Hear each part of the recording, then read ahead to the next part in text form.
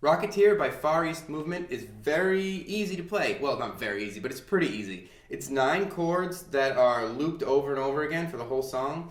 And even though there are a lot of 9 chords and major 9 and minor 9 and stuff like that and over B's and whatever, it's not that hard. I'm going to break it down and show it for you. All right? So the main loop sounds like this.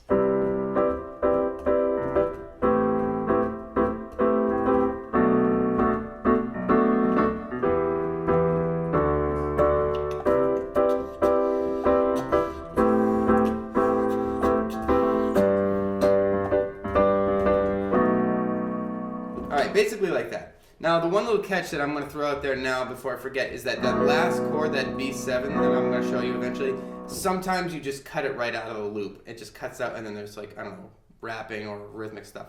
Alright? So anyway, the chords you need to know, starting out with a C major 9. So I should say also that some people will call this an E minor 7.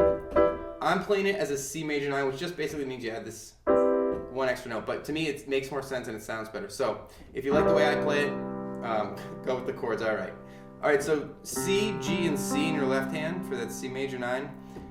E, G, B, and D in your right hand. So that C major 9, if you think about starting on the C and skipping every other white note, or skipping a white note in between each one, then you get your C major 9, alright?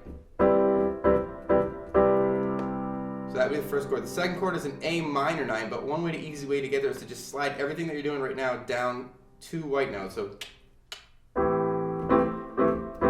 that's your A minor 9. A, E, and A in your left hand.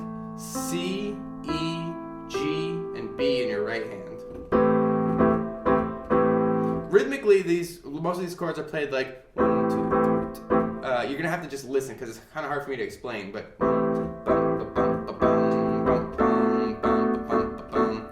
listen to the original and see if you can just play along with it until it matches. That's the best way to learn this particular rhythm. All right. So after that A minor 9, the second chord, you're going to go to a B minor 7.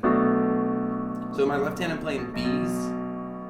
In my right hand, I'm playing an A and a B with my thumb if you can.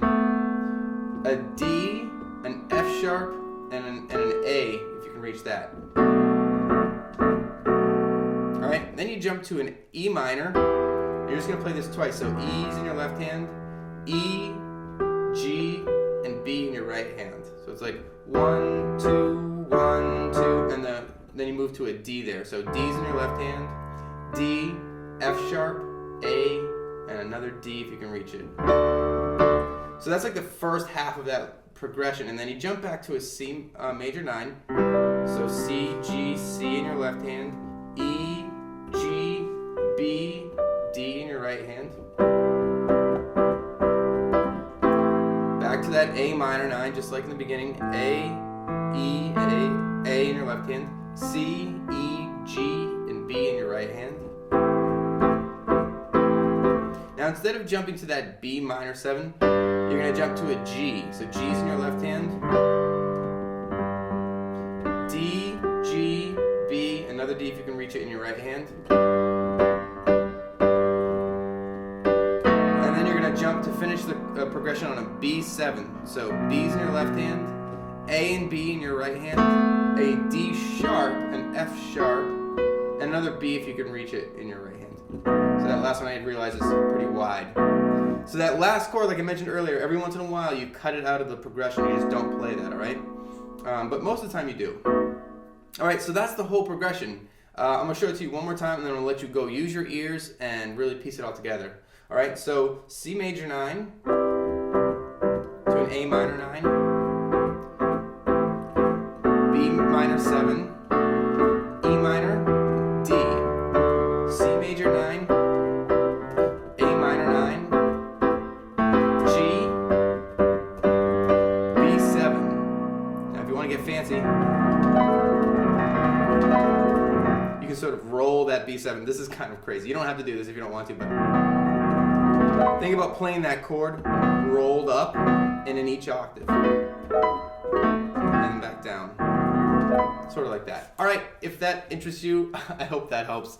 I hope this whole tutorial helps. Don't forget to rate, comment, and subscribe, and I'll see you next time.